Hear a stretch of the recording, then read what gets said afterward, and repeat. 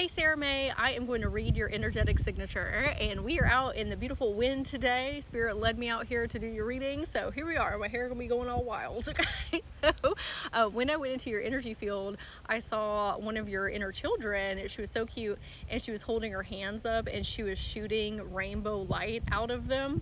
And I was like, oh, what are you doing? And she was dancing like in these like beautiful like circles, and she was leaving rainbow light trails everywhere.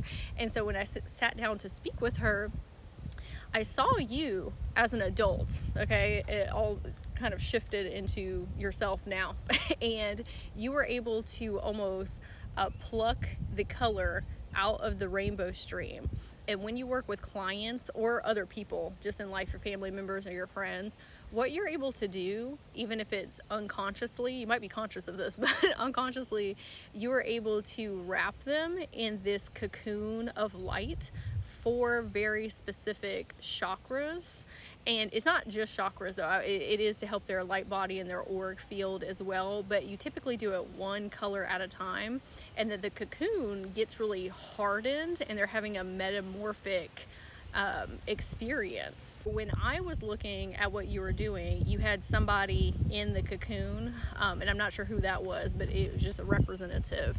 And then you started speaking light language verbally. So I don't know if that's something that you do currently. If not, that's going to activate coming down the line. And it was this very guttural type of light language, like a very deep resonance, and I've never heard it before. Okay, or I'm just not very like privy to it.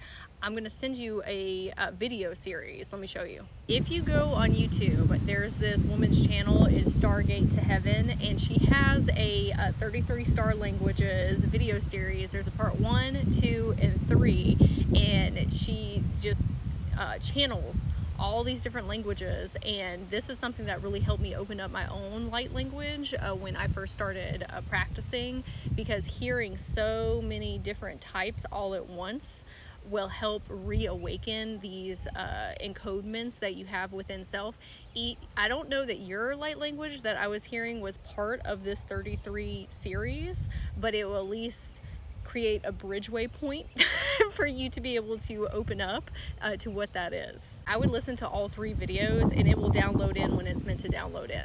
So then I asked you if it would be okay if I actually went into the cocoon. Oh, it was an indigo cocoon. Okay, so I asked if it was okay if I went in there, and you said yes. And so when I went in, there was a person that was sitting on the ground, and we had actually gone into a teepee within the cocoon. This is giving very much like shamanic practices. And you had a drum, and you were beating on it, and you were walking in a circle around her, and you were helping her go into a trance.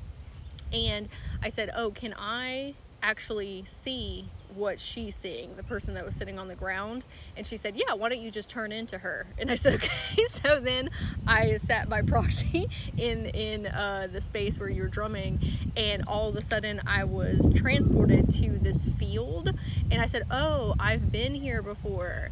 It was a field that I had created within myself where I could go and experience no limitations. Like, what would it be like if I had no self-limiting beliefs, no imposter syndrome, no PTSD, no trauma, like really as myself as source, but still as myself here in this human incarnation. And it's a place of utter peace and bliss. And when I went there, I was sitting under a tree and just enjoying existing, right? Just without all the stress and anxiety and all these things. And so your higher self was telling me that you are able to help other people find this place within themselves. You help create an anchor that they can always go back to. Is that always easy? No, because living in this incarnation, we get so like wrapped up in like what's going on in the 3D paradigm. But once people have this anchor within, it's not something that could ever be taken away. Like, once you learn how to regulate your central nervous system and how to detach from your thoughts, it's an easier place to reach, but you instill that first anchor point within them.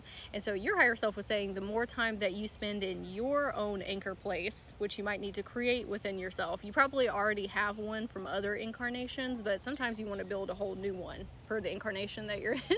But if you want to build one, maybe you already have one, The more time that you sit within yours, the deeper that you are able to go in with others and anchor it in even farther, and then help them expand their inner realmscapes. And when I jumped out of the field, and then I jumped out of the teepee, then jumped out of the cocoon, basically all the layers, I was back with your inner child. And she was about 5 or 6 years old, and she still had all the rainbows coming out. And I said, what an incredibly cool gift. I said, you are awesome. I love that. And she was super excited about it. And I asked her if there was anything that she wanted me to relay to you in the present, and she said, yes, she loves you so much, and she appreciates how colorful the life is that you make for not only her, but for yourself. So what I suggest that you do is go into meditation and actually speak with this inner child version of you, because she's the keeper, the holder of this gift. Okay, so she is going to be able to mentor you. Sometimes our inner children are our higher self. But she can help you learn how to more consciously do this, and she might also be able to help you with that light language. That light language isn't necessarily coming from her, it's coming from a different facet of self, and probably from a different incarnation as well. But because those gifts are tied together, working with this 5-6-year-old will again be kind of a bridgeway point to open that up for yourself. And I want to thank you so much for letting me read for you, and I hope you have an incredibly magical day.